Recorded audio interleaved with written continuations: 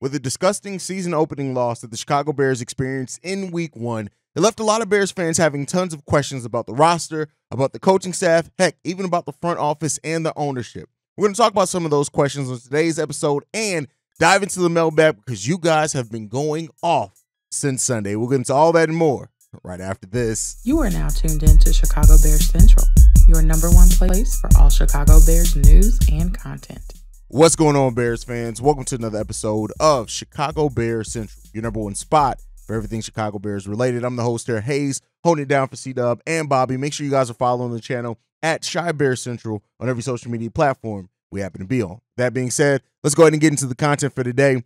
And I want to start this off before we go into the mailbag because we have over 20 voicemails just since Sunday. So I'm going to start trying to clear the voicemail bag because I'm sure it's going to be more there between now and Friday and Saturday's mailbag episodes. But there's a lot of questions right now with the Chicago Bears outside of, the usual questions about the roster, the questions about Justin Fields, which I don't want to overlook, but questions about the coaching staff. And that is one of the most important, questions to be asked, because if you have the wrong coaching staff, regardless of how good or how solid you feel you built your roster, is that if you have issues with your coaching, it's going to always be an issue, right? And one of the things I said over on a stream I did for Bleacher Report yesterday is I said that the Ryan Poles went out and got guys to fit this scheme, right? But you have to ask yourself, if the scheme is faulty, how much struggle is that going to bring to the team? And while everything is not on coaching staff, everything's not on Justin Fields, everything ain't on the offensive line, everything ain't on the defense, it's a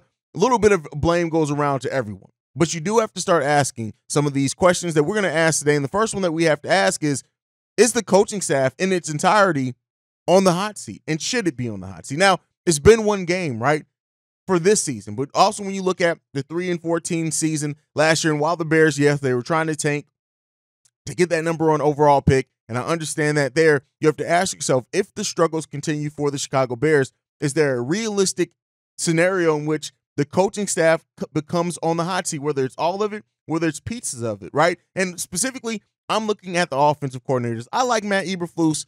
And maybe I'm just the personality and I'm a little bit blinded by that, and I can admit if that's the case, right? Because at the end of the day, it's Matt Eberflus it's his team. He was outcoached.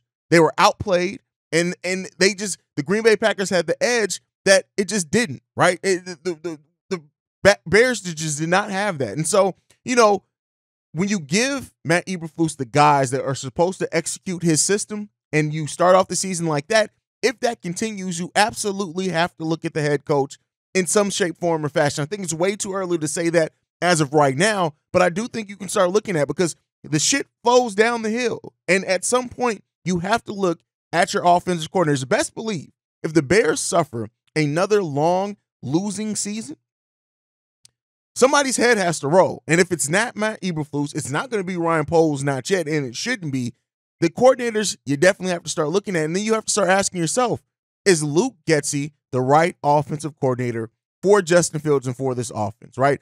I said it. We've talked about it a little bit in the post-game show. Fact of the matter is this. The Bears didn't go down the field. The play calling left a lot to be desired. Now, if your play calling is so terrible because you're trying to protect the weaknesses of your quarterback, all right, that's a different conversation. But if you as an offensive coordinator just lack the originality to be able to make a formidable offensive play calling at the NFL level, at some point you have to ask yourself that question. And so with a quarterback like Justin Fields that does have his limitations, we'll see how well he's able to come out of that over his career. But for that, you have to start looking at the offensive coordinator in Luke Getsy. And that play calling was absolutely atrocious yesterday. But hey, parts of this team didn't do any. The offensive line absolutely showed the fact that they did not have any continuity. Matt Eberflus talked a lot about that in training camp, is that the importance of continuity and how, having so many of the offensive linemen out with injury. Nate Davis never practiced, right? Navis not practicing. Davis should be his name at this point in time.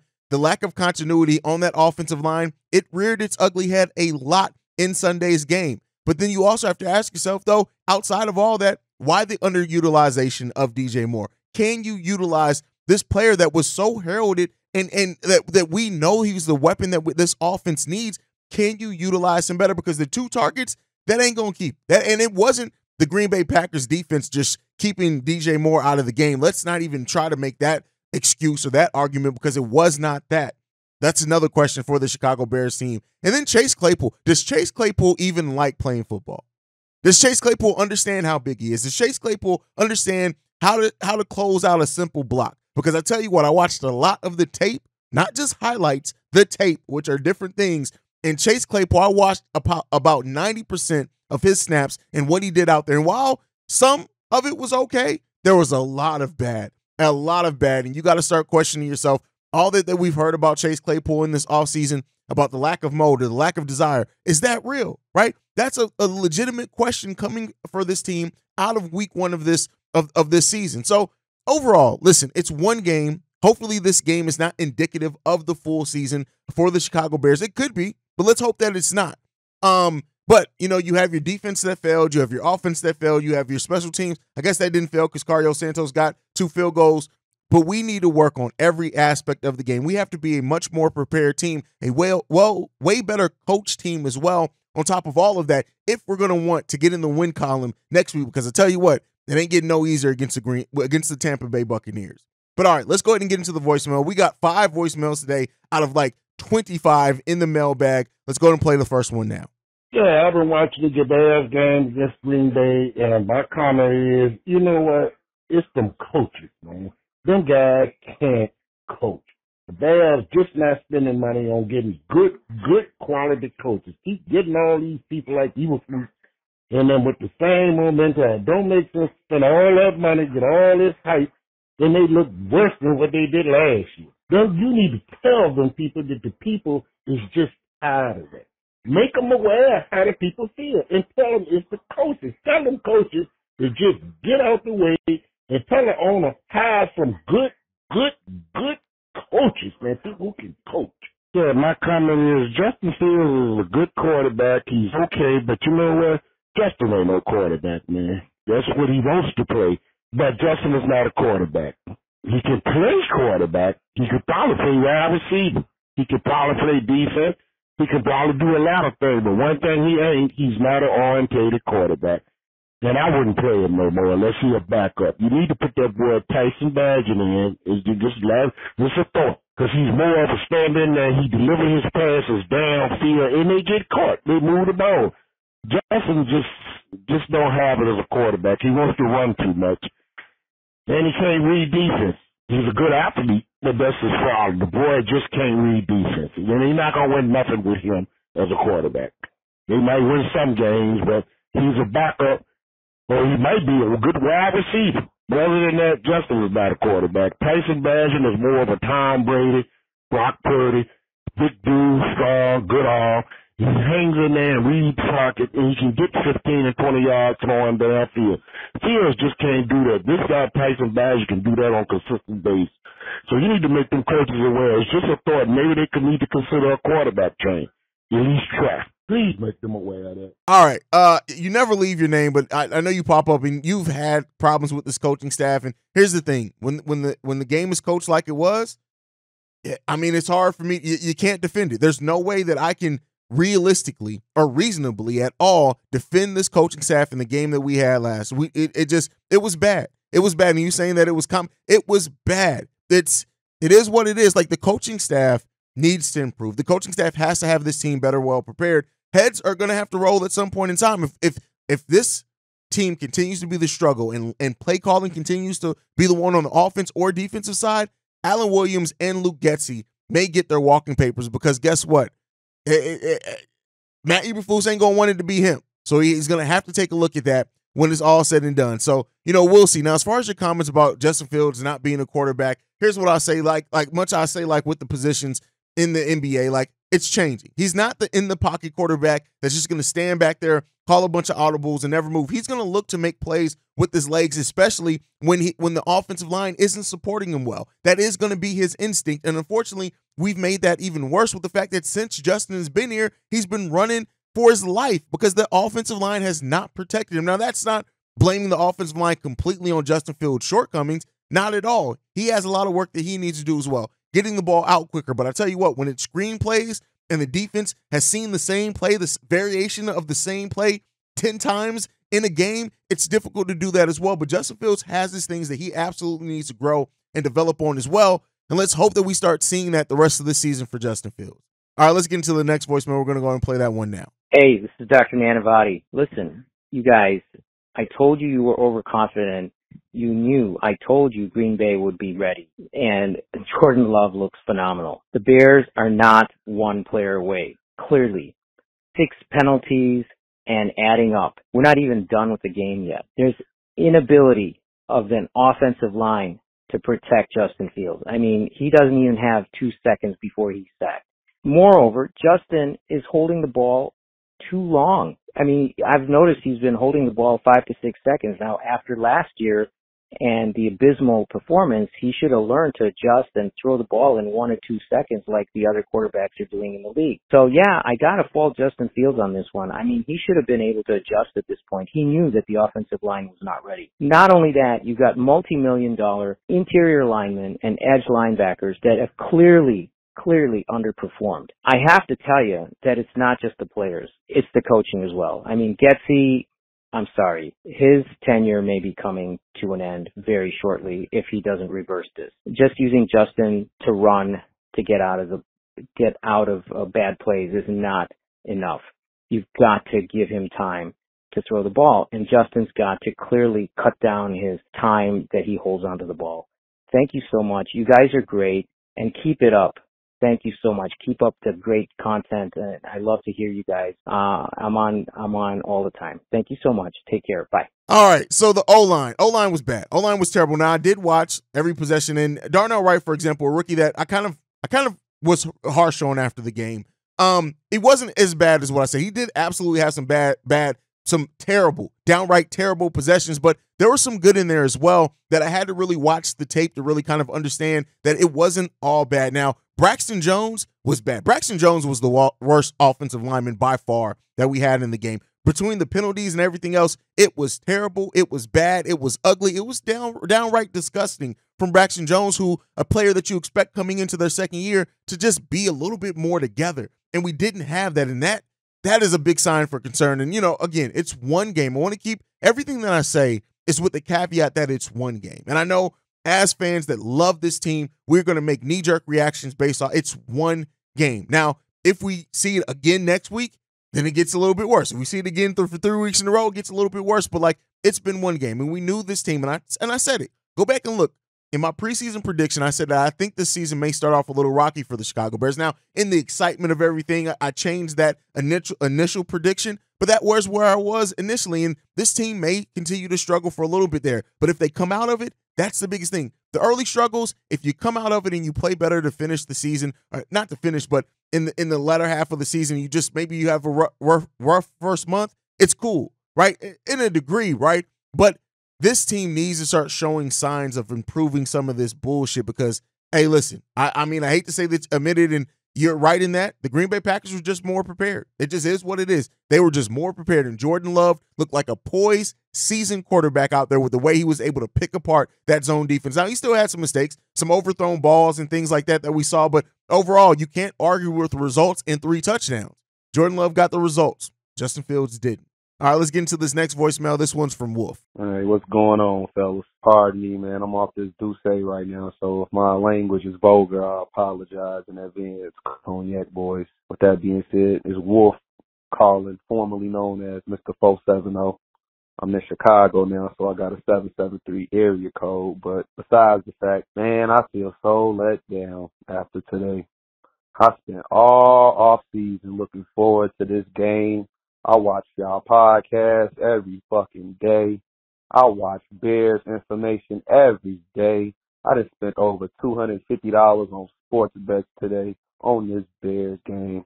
And I just feel so let down, like I was part of the team today. I've been saying this for the last about 3 weeks now. I don't think Eberflus is the guy.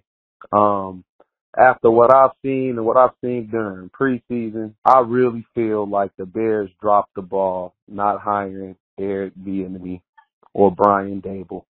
Eberflus, for whatever reason, is a defensive coach, and our defense just continuously gets cooked.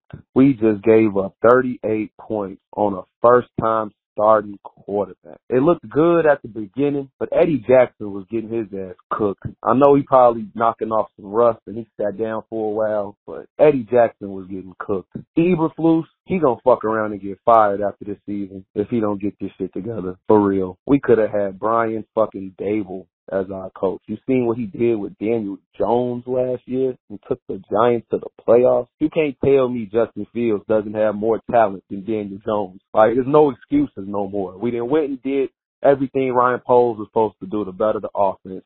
The O-line still looked trash. It did. Mainly, I think Tevin Jenkins is part of that. He's our best offensive lineman, but this man just can't stay healthy. Man, I just feel so let down. Like, watching this game today just made me not even want to watch the Buccaneers game next week. Like, Luke Getsy, what type of shit was that? I can't even blame Luke, though, man. We ain't got the right coach for Justin Fields. That's what it comes down to. We see how the NFL is progressing, and the Bears still want to go old-fashioned 85 Bears style with fucking defense. This shit was a fucking joke. A fucking joke. It's been 3 minutes, so I know this shit gonna cut off, but god damn. Is Eberflus not the guy? I mean, that's a question that, unfortunately, we're going to have to start asking ourselves if this continues to be the struggle, right? We'll see. I don't know. Like, I can't get a vibe for Ryan Poles and, like, how much leeway or how long he'd give a coach to try to work it out. But, like, I think, like I said earlier, like, you gave the guy the players that are supposed to fit his scheme. And if you can't find success in that, when I've gone out and getting you the players that you need, that you wanted for this scheme, and you're not having success at that point, and it's a struggle, and we're going to have, like, then you have to start looking at it. So I don't think that decision is made this season. I don't know if the Bears are bad enough this season overall to where they would fire Matt Eberflus right away. But like I said earlier in my pre-recorded part, like Luke Getsy, Alan Williams, they definitely got to start looking and wondering, hey, man, maybe we need to start looking for other positions. But all right, let's get into this next voicemail. This one's from Fred. Hey, what's up, man? What's going on? Man, I'm so disappointed right now about this Bears game, man. They let these cheesehead motherfuckers come into their stadium and just dog walk them. It's like every time they play Green Bay, they put their panties on. They've been talking all this shit. Like, Luke Getsy, you gotta go, bro. You and Alan Williams, y'all are the fucking weakest link. Cause ain't no way in hell you shouldn't be calling fucking screams all day. Alan Williams, I did not see not a blitz come from you. Where was the blitzes at? Come on, man. We spent money in the off season. Man, if they don't got their shit together and they go play Tampa Bay and they let Faker, I call him Faker Mayfield have a good game on their ass, we gotta fire their ass. Ain't no way till week 4, none of that shit. Let's fire their ass. If y'all say y'all took the training wheels off Justin Fields, he got full control of the offense. It didn't look like he did. And Braxton Jones, we're not going to go through this again, man, because I swear, we got 2 first-round picks, and if we got to draft a left tackle, then we can do that. But let Jatari Carter start at that guard, man, and move Cody Whitehead back to center, because Cody was getting his ass blown up.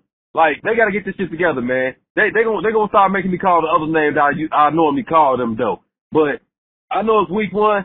They got to get their shit together.